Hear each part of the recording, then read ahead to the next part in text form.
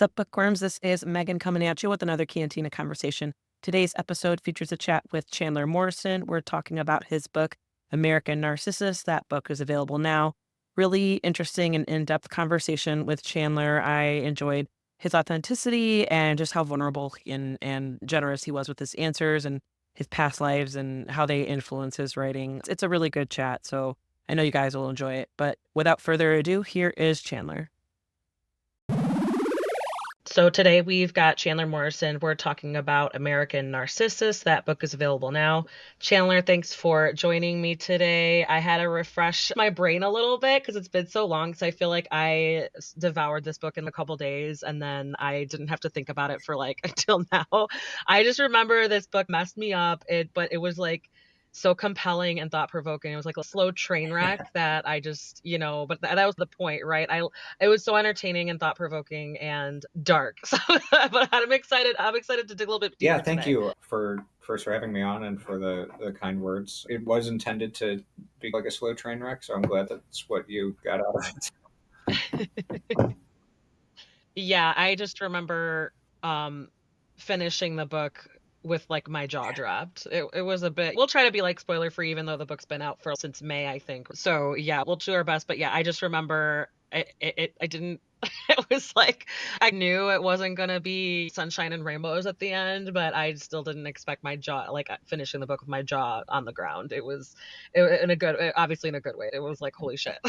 But yeah, so to get started, can you give like a summary of the book so that people can follow along with the conversation? Yeah, so it follows these four kind of lost souls who are they all live in Los Angeles. There's this alcoholic insurance executive who is he gets involved with a subordinate and she's got a lot of mental problems, and so it leads to one disaster after another. And then there's a younger fellow named Arden who is a recent college graduate and a drug addict. He gets involved with a young woman and has problems with that. And his friend Baxter is has just gotten involved with a sex robot, and that is problematic. And then Arden's younger sister is debating whether or not she's going to marry this narcissistic novelist. Problems arise there as well. And so it's largely about these problems people are having in their relationships in LA. And meanwhile, there's these wildfires that are closing in on the city, and it's just a whole bunch of not good times for everybody involved.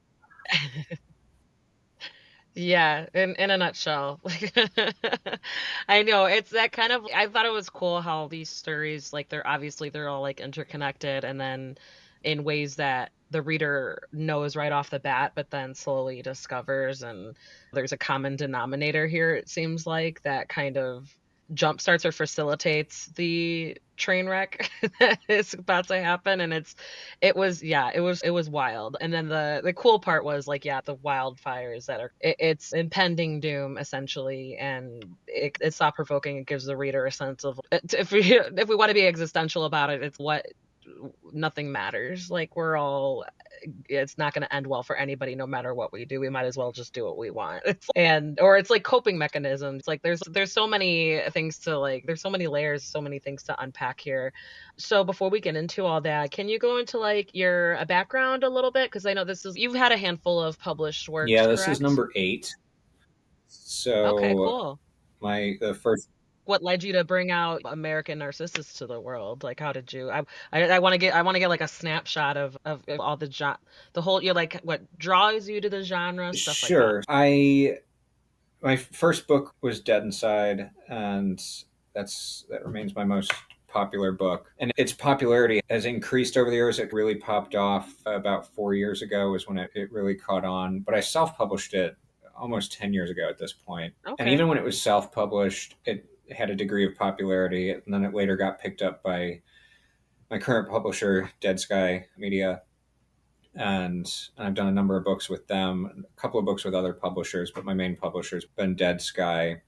And Dead Inside, being my most popular book, gave me this reputation as this sort of shock jock author who wrote about really nasty, horrific stuff. And it's interesting how that happened because Dead Inside was not written to appeal to that market. It was like I wrote Dead Inside as Mm, a satirization of that sort of book.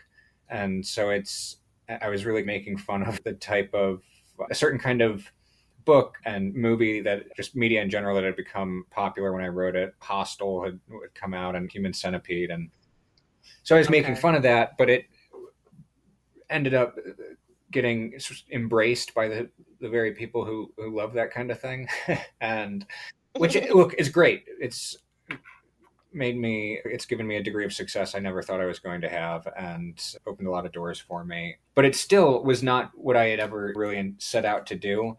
But my subsequent books after that, I felt this need to placate the fandom that I had established through Dead Inside. So I'd write the kind of book I wanted to write, and I would insert things into it to make the fans happy. Like most of my books tend to be tragic love stories in one way or another. And that's what I would write, but I would insert like this guy gets eviscerated here, and this guy gets his head cut off here, and like here's a weird sex scene. And I was just doing that for a while, and it was really starting to. Uh, I didn't like doing that anymore, and my editor at the time, who was at Dead Sky, Sadie Hartman, reached out to me and was like, "Hey, I want you to write a book and just write whatever you want and we'll publish it. Doesn't anything you want.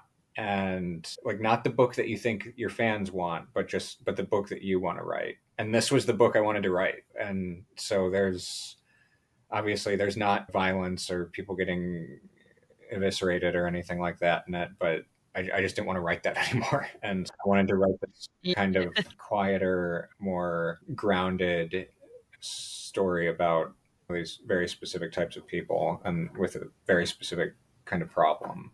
So that's what I did, and they, true to their word, they published it. So that's how American Narcissus came to be. That's so cool that they like, because I imagine you were getting a little burnt out on some of that.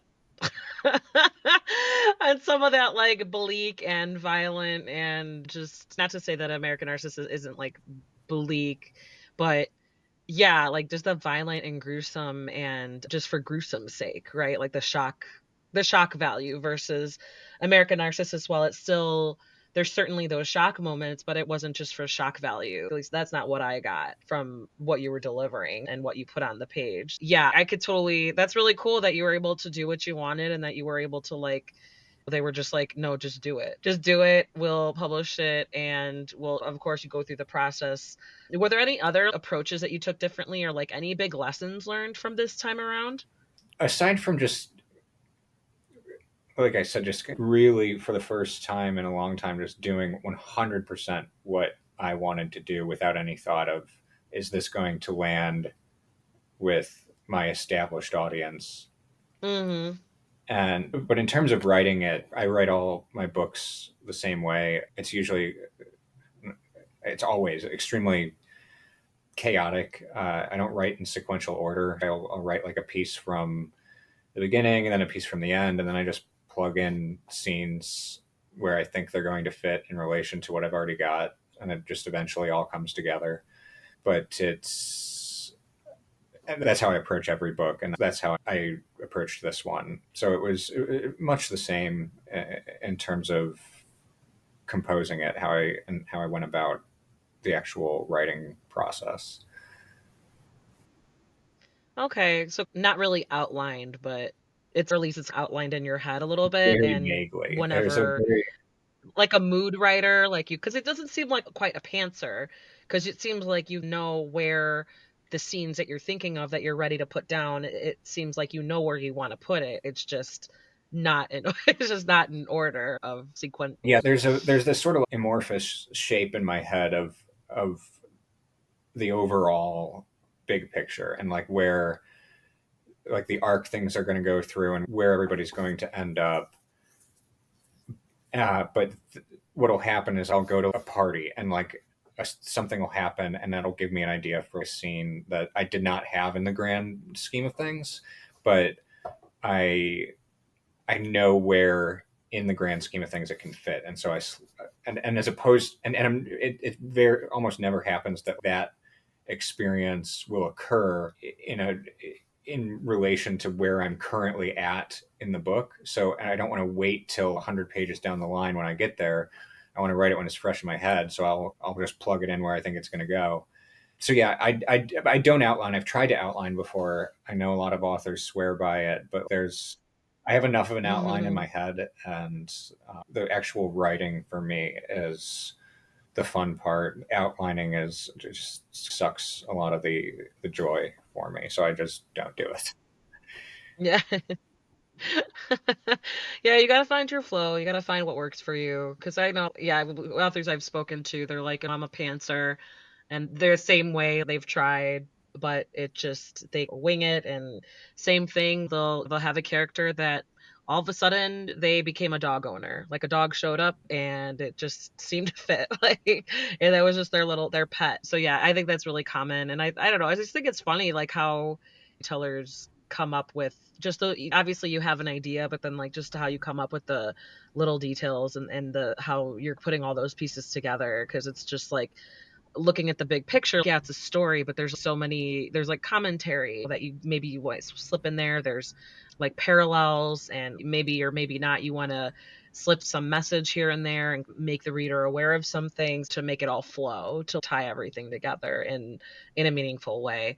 So you're this book, American Narcissus, it approaches pretty dark themes like drugs, substance abuse, like promiscuity, infidelity, mental illness, obviously. So, how did you approach that? Because piggybacking off of what you were talking about before, where you tend to your previous works were geared towards like the either the taboo or the content warnings, the content triggers, stuff like that. So, how do you navigate some of those dark themes? And I just want to explore how, do you have to get in the zone? Do you have to get yourself out of the zone? Do you need to like take yourself on a walk after a certain amount of time? Like all that stuff. I do every book I've written.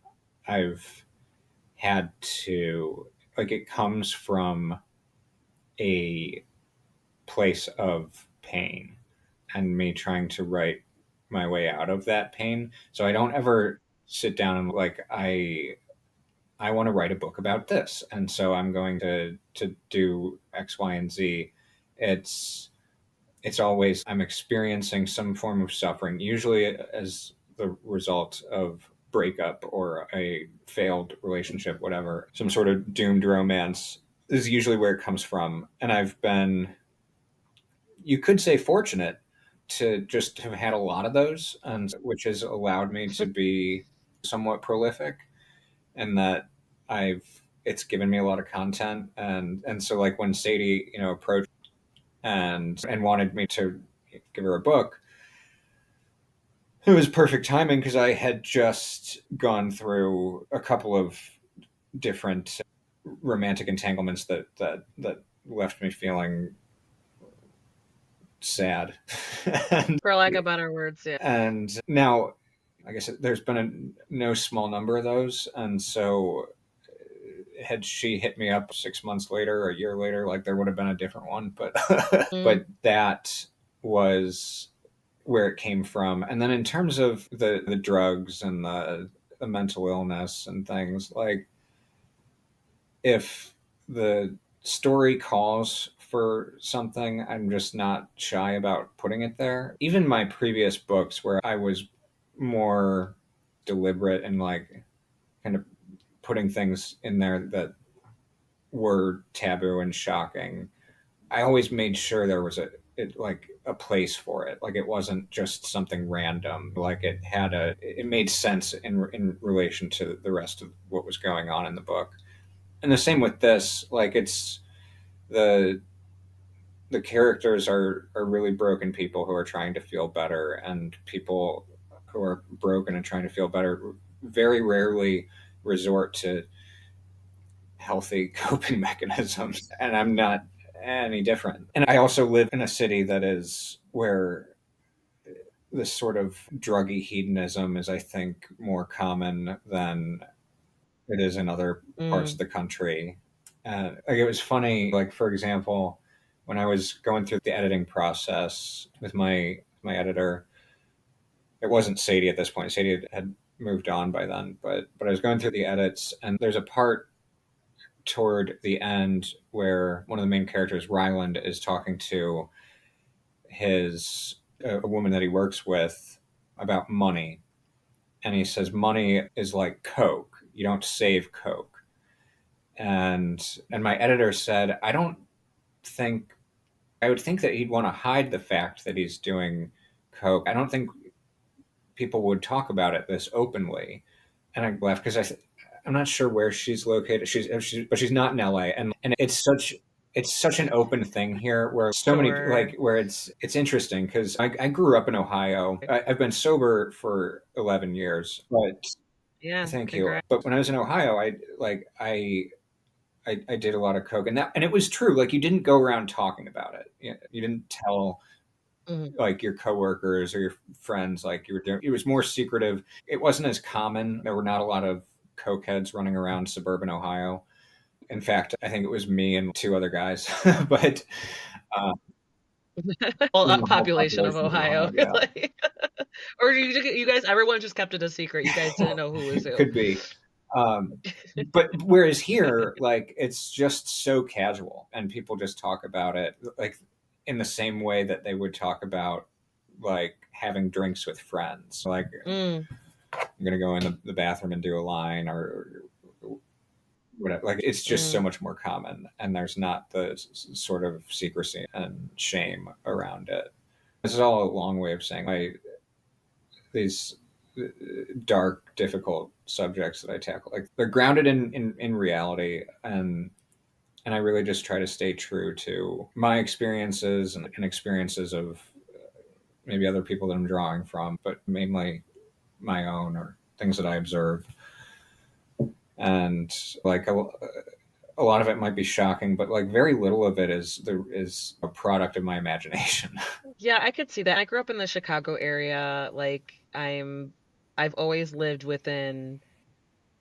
So like even when I was like from I don't know birth till 14, I was maybe 10 miles from downtown Chicago. And then when I was got older, like my parents moved away because neighborhood wasn't great. Our house was robbed. My brother got jumped and like stuff like that. Like I don't he was like 9 years old and he got jumped for his bike. And at 9 years old, he called the police and he called his parent and called my parents. And that's just he's like problem solving and he didn't I was impressed. So that was like, what's going on? But then obviously that wasn't a one time thing. Some more things happened. And then like when we moved further into the suburbs, like further out west, and it's like still I'm 20 miles, less than 25 miles from downtown. I It's really funny because like when you said Ohio, like Midwest, it is yeah, I guess it depends like when you find your community because I don't know. I grew up really near the city, getting used to that kind of grid structure, and then growing and then moving as a teenager, freshman in high school, out to suburbia. It was like we found it humorous, but then we're like, as I got older, I was like, oh no, I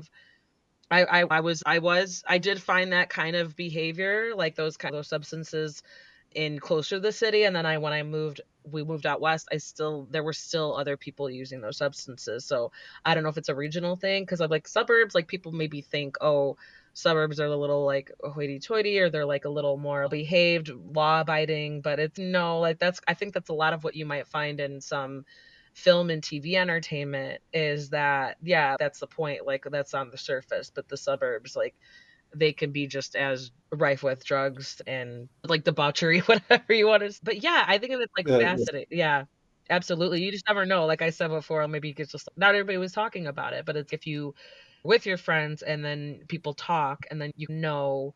And it was also I don't know. So it's word travels fast, and so when rumors get started or whether there's truth to them or not, and but yeah, it's just I know it's like when you're talking about that stuff where you're like reflecting on your experiences, just like experimenting with those things or getting that was a habit of yours, it does remind me of like my own habits and habits of my friends and stuff like that. Because where I knew I guess I was maybe rose colored glasses because I was doing things, but I wasn't like I was like very low, like I was smoking marijuana, and that for me that was fine. That was good enough. I was good with that. And with alcohol, I obviously should underage, not very good, bad Megan. But then as I got older, I was like, even though I was like experimenting here and there, but I still didn't get that, oh, I need that. Like I didn't catch that bug. I was satisfied. I'm good. Even now, like 20 years later, I'm like, I'm good. I could appreciate for the community people and who in your situation where it did get to that point where you had to be like, okay, this it's so prevalent and it's just not it's so open and casual where it does have that kind of effect on that community and people like you who are you had to be I imagine you had we don't need to go into it where if you don't want to, but I imagine you had to sit yourself down and figure your shit out. And it was like that's part of the journey and part of exploring that, coming to terms with that. I think it'll resonate with a lot of people too, how just like geographically or just having that conversation and like the like-minded interests stuff Yeah, I like think part of it is that when it comes to Coke in the Midwest, is it's just not very good because that. Sorry, I don't know if you were trying to be funny. That's it is. amazing. I love it. I love that attitude. Even though you're It's like, just no, I it's don't do this but anymore. it's You're not like, because no, it's by fine. you figure where the Coke comes from is mainly like through Florida or up from like Mexico, and Sure. so by the time it gets to somewhere like Ohio or Chicago, it's gone through so many states and it's passed through so many hands. And what happens when it passes through hands is they're cutting it. So by the time Yeah. it gets to Ohio, you're snorting more like milk, sugar, and baking soda than you are actual Coke. Okay. Oh, that You makes have to so do much a lot of Coke sense. in order Look at to. You have that. to be really committed to being a cokehead if you're going to be a cokehead. I do agree with you. Suburbia is very dark, and there's all sorts of nefarious things that are going on beneath the surface. But in terms of Midwestern suburbia, it's in my experience, it usually wasn't Coke. Like when I got sober in Ohio, and I met a lot of former drug addicts, and it was all heroin for them. It was heroin or Mm, nobody did coke because it's bad. mm, You have to do so much coke in order to get the effect that you're looking for. So it's sure. not Florida or California where you're getting a much purer product. It's quite Right. frankly garbage by the time it gets to Cleveland or Chicago. Look at that. I'm learning something new. Like now that I think about it, it makes so much sense. Like it makes so much sense. Of course it would. It's like a business to them. Essentially it is. It's how you gonna make profit, how you gonna make it, how you gonna spread it wider, how you gonna make it last. And yeah, totally. Oh my God, totally makes sense now. I feel like I'm so far removed or like I'm just not interested in that at all anymore.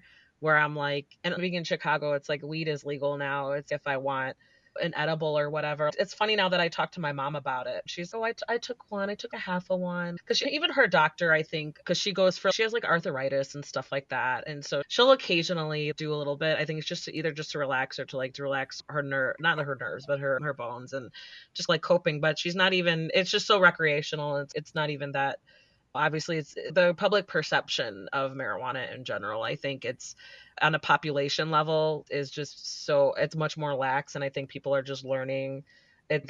We've got bigger fish to fry. This is not as serious of an, and there are ways to regulate it. There are ways to, there's, it's proven there, if there were, if people were allowed to study it, if there was like, I don't want to say government funding, but even private funding, more private funding available to study it and study its effects and study effects of drugs in general, people could better understand it. But then there's, yeah, it's the whole industry, the whole underground business out there where people are just creating new drugs and stronger drugs and more addictive drugs. And parallel to that, it just reminds me of happens even in legal substances like sugar, caffeine, like it all affects our brain Thanks. chemistry. And right here it's like me, I'm unfortunately I'm very highly dependent on coffee, and it sucks because the obviously my tolerance is up there by now and it's a shame. But yeah, it's just crazy. I don't know, like bounce around a bit, but yeah, it's just like an interesting conversation of comparing it and the effect that it has on people and like how people treat it. And like with the characters in your story, yeah, they're definitely self-medicating. They're definitely, they've got a hole that they're trying to fill, and like you said, like anybody who's doing that, it's not going to end up good for them. and it's not no happy ever after for these people. But yeah, it's just like you see like the choices that they're making and the paths that they're following, and it's like heartbreaking, but also at the same time it's you could see they know what they're doing. They're very self-aware, it seems. Like they're not like lost, and they're not like that's what they're going to. They know the response that they have with the actions that they're taking. Because we've got the executive, he's like an alcoholic, and he's starting just horrible, really ill-advised affair with a subordinate, and then you've got the brother and sister. They're self-medicated. It's just after a certain point, they're chasing that filler. They're chasing that high. They're chasing that coping, and then for their Baxter, I don't know. His might be like they're all almost equally sad, but his might be a little bit like the saddest, and I don't know why, because it wasn't drugs, it was just, like, companionship and the fact that he couldn't nothing like, real women weren't doing it for him anymore. Like, he was so reliant on digitally altered or unrealistic expectations that it didn't his brain wasn't responding to that anymore, and could you argue, like, another, like, drug adjacent or whatever the chemicals that are releasing, it's just not that's what his brain has accustomed to, and now can't get that satisfaction with in a more, I guess, a traditional way, like, one more realistic way. And so I just think it was, yeah, just, like, exploring all these poor characters and just, like, commentary. It's interesting you mentioned that they're not exactly in denial about what they're doing. They all know that this isn't healthy and probably isn't going to end well. But the point, and like this kind of main theme that's underscored throughout the book, is that there's not any hope for the future, and so it's the impending fires are an exaggerated manifestation of that. But I think a lot of people can relate to this idea of we're on the brink of nuclear war. Like nobody can afford anything. Mm, The climate is whatever's going on with that, and things just look increasingly bleak for us as not just a culture and like a country, but like just a species in general. Like it's things don't look good for yeah, humanity, and so yeah, I think in the sense that maybe previous generations had more of a sense of self-preservation in terms of how they would maybe deal with things because there was a belief that like that the future had some promise in it, and I don't think a lot of people in the younger generations subscribe to that belief, and so I think they're more prone mm-mm, to seek coping mechanisms that might not be the best in the long term, but fuck the long term because are we even going to be here in 5 years, 10 years, next year? Does it really matter? yeah. I know I try so hard to just I want to have a realistic view. It's like in the grand scheme of things, but you're absolutely right. I agree. It's just like as a species, it's like we're a little more cynical now, and it reminds me of my niece. She's 20. I think she's about to be 20. Oh God, how old is she? No, she's gonna be 21 next year. So yeah, she's in that generation, that a group of young people who like are just new voters or about to be able to vote, and they are seeing all of this unfold. It's I was 14 when the towers went down on 9/11. It's at that point it was just like you can remember that. You can remember where you were, but it's I can't imagine being 14 and seeing something like I don't even know what's going on now with these invasions of these wars and these current events that are going like across the world right now. I can't obviously it hits we went through our share like in the 90s and in the 2000s and stuff, but and obviously in the 70s and 80s it's I guess each generation has their own culturally significant like wave of either politics or current events what have you, but I think at this point it's just plus the technology. I think that has so much to do with it because we have so much more access and people all over the world have access of broadcasting that. and we're a little more aware, and it's just, there's so many more voices. There's so many more voices that are contributing to the conversation. And so I think that definitely has like an effect on everything. And I feel like we could go down a rabbit hole. Don't even mention AI. That scares the shit out of me. I feel like there's a place like it could definitely help so many things, but at the same time, I don't think that's a lot of people's priorities, right? Or not I don't know, at least not as prevalent as, but then again, it's like I'm only one person. I'm only in my bubble, arguably. And so it's, who knows, like there could be tons of things that I'm just not aware of. But that's the point, right? It's things we don't know. It's, oh, of course we're going to have a certain opinion, and we're going to have a certain outlook of perspective because we just have our life experience. Yeah, and you're right. 9/11 was like a defining thing for so many of us, and it was so shocking and horrific. And I constantly, every day on social media, am seeing things so horrific, like far more gruesome Mm, and violent than any of the footage that we saw. And so it's, at least in respect to that, I think violence just is not transgressive anymore. Like, it's not shocking anymore. Like, we're this culture of we're desensitized. Yeah. desensitized, like, zombies who are warped by the images that we see on our phones, and it's really sad. Yeah. I know. I imagine maybe writing this book was maybe a little therapeutic to an extent where you just like able to explore those different train wrecks and those different types of like concepts, and explore like how the effects that this is where we are now is what we were led to. Yeah, it's always therapeutic. It's really the only reason I write to begin with, as a form of therapy. And I've been fortunate enough that, like, people want to read it. Yeah. But like I said at the beginning, I said I'm always writing myself out of something, and it always works. I always write myself out of it. The problem is I just keep going back there. Like, Mm, it's, you know what? It's better than a lot of other things, I I think. mean, having done a lot of the other, I I think, agree. yeah, I know. Because I read like all the time. Like probably about on average, maybe 2 books a week, depending on the length and the timeline that I'm trying to finish a book. Which, like, if I'm talking to people like you about it, I want to make sure that I've got the book finished and meeting deadlines and stuff.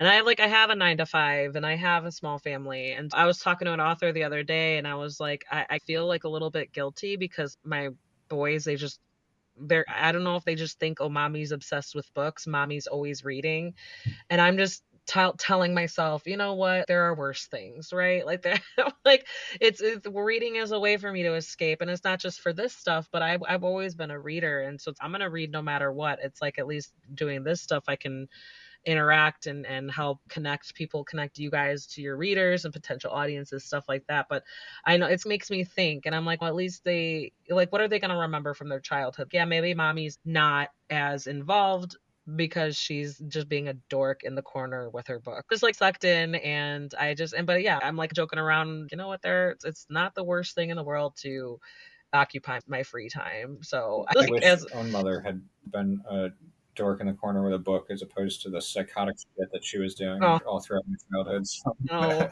there we go.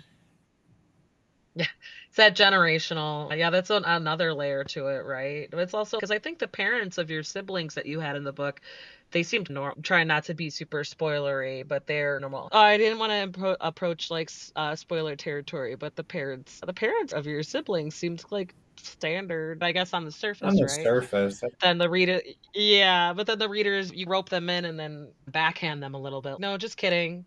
I shouldn't say backhand, maybe pull the rug out, right? No, everything's yeah, connected. yeah, it's, Surprise. nobody's really normal in a Chandler Morrison book. Everybody's messed up to some degree or another.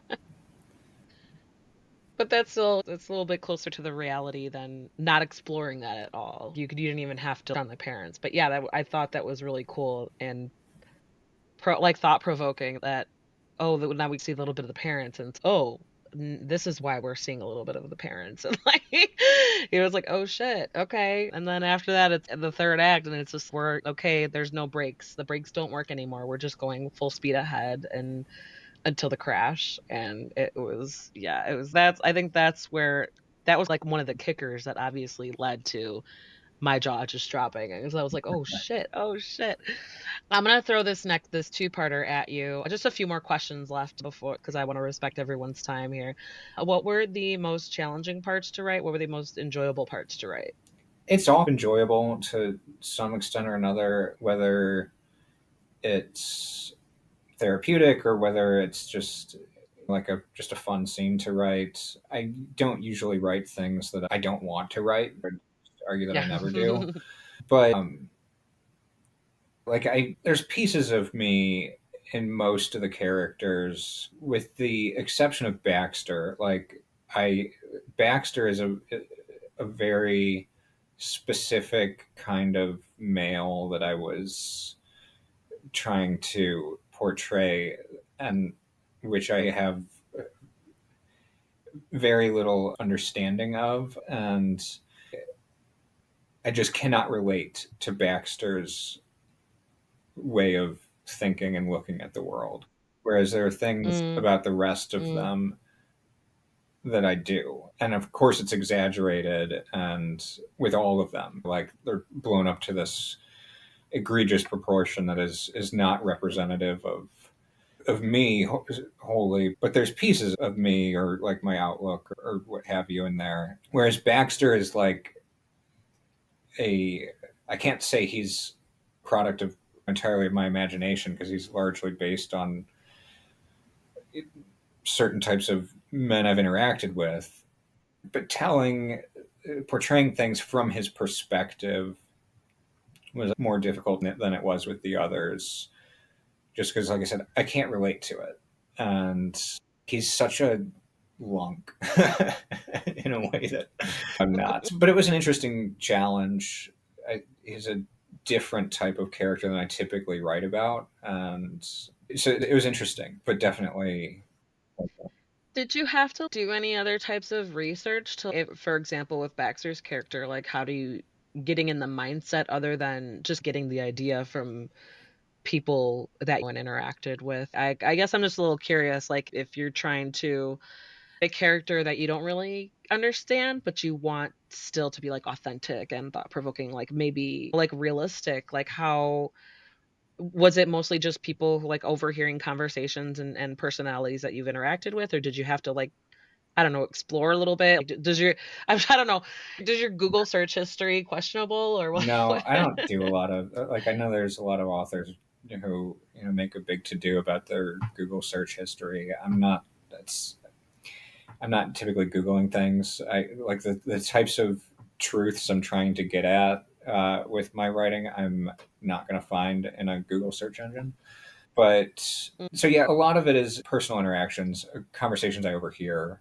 I'm constantly eavesdropping, and Yeah. so that's a piece of it. But then, in terms of conveying his motives and his perspective and all of that, because it's one thing to show his actions and depict the things that he does and says, but like to get at the root of why is different. And so my method there is really just I think there's a lot of universal emotions and experiences that are inherent to being a human and that that I Mm, have experience with that I think everybody has experience with some really base sort of motivations and I apply those to these things that I do understand about what it is to be a person and I take those and I apply it to a sort of behavior that I don't understand and extrapolate from there as to I my personal fears and anxieties and desires and resentments might not manifest themselves in the ways that they do with somebody like Baxter but they mm, but it just takes a little bit more dexterous of a leap of the imagination to look at how somebody with a different sort of background and a different lifestyle to have those same sort of fears and anxieties and resentments and hopes and desires and to apply those to somebody from a different walk of life and see how explore how that might manifest itself in something that is not something I fully understand, but that I'm trying to understand, if that makes sense. It does, and I think it's a little bit more I don't know, it's apparent because I feel like I said, out of all of them, I guess maybe Baxter seemed like the most hopeful because there's a point in the story where you think he's coming around, is warming, he sees the reader sees potential because he sees, like, a potential, but then it's just, "Oh, you're looking at barking up the wrong tree there. You got the right idea, but not there. Right. Can just, like, pivot to to, like, else, like, I just wanna rotate him. It's not there. Go do what you're thinking, but find it elsewhere." It was just a little where he thought he was starting to get past his artificial friend and might have found something real or, like, potential to be real, but then it's just, "No, you like, not not that Yeah, one, there's an not that argument to be person. made No, that that's probably not a everybody good in it is idea." just mismatched. That maybe if different characters had, instead of getting with the romantic interests that they spend the majority of the book with, if they had been with one of the other characters' romantic interests, it might have actually worked out better. But Yeah. Bret Easton Ellis said in The Rules of Attraction, nobody ever loves the right person. Love is, like, also just a complicated thing. It's just something that you can't really explain, and it's once you're in it, like, you're fucked. It's just it could be like, the rewards can be amazing, but also the risk, right? Like, it's the highs and the lows. Like, you're risky, you potential for the highs, but then you're also risking, like, the blowback, the bite, the hurt, the pain, how much like, the other side of it, and it's I feel like so many that's, like, probably one thing that so many people majority of people can relate to is just that unrequited love at one point or just the complications of human emotion and human feelings and inexplicable desires and all that, and it's just yeah, that's I think one thing that definitely if any readers who can't relate to the some of the batshit crazier characters, like, get themselves into or the choices that they make, I think that what does is, like, the heartbreak of it is because at the end of the day, they're human and they're experiencing human emotions, and it's just unfortunate that under the maybe under different circumstances, it would not have ended up the way it did. And I think it's just yeah, like, you're just through the character commentary or and even the actions, there's layers there for sure, and I appreciate that your honesty and that you had to, like, kind of is because of your own bullshit that you went through and unfortunate situation that you went through, that you were able to make something out of it. You were able to figure something else out of it and figure out a way to it's a way to connect to readers, right? Because I imagine you're not whatever situation that you were in, 99% of the time, you're not alone, like, people can relate to heartbreak and shitty relationships and all that stuff, Yeah, I right? think that's because it's something it's important to me to in all of my books is like I tend to write about like objectively not great people who are doing really Mm, oftentimes heinous things, but they're not traditionally likable, but they're relatable in a yeah, way where you can't relate to their actions, but you can relate to to what they're feeling, and because the like I said, there's these emotions and that are uh, ubiquitous with to the human experience, and they manifest themselves in different ways with different people, but like you get down to the core of it and everybody's just in pain and and is expressing it in different ways. yeah. Yeah, we're all experiencing different levels of pain. It's like that old adage, like, everybody's got their own shit. Don't assume like, everyone's got their own thing. Everyone's going through their own thing, and it's just different. Sometimes yeah, sometimes it's arguably worse, or sometimes it's arguably, I'll take their shit over my shit, but it's different, and everybody's chemical, like, in their makeup in their brain is different. So it's what's the worst possible thing that in my life that I could think of to experience is probably nothing for you, for example. You're just like, "Oh, no, that's not even it's not even that's fine. This is what's getting me." So it's yeah, it's like I said, like, there's so many layers and there's so many ways, and it's just like human I don't know, the human brain is so crazy. Human emotions are it's just human beings in general. Like, we're amazing, but we're fucked up. It's a beautiful Yeah, spectrum, right? but I don't believe that there are like different tiers to pain and to suffering where I experienced something Sure. and it's so much worse than what you experienced. I just I don't subscribe to that. And like I had cancer when I was in my mid 20s.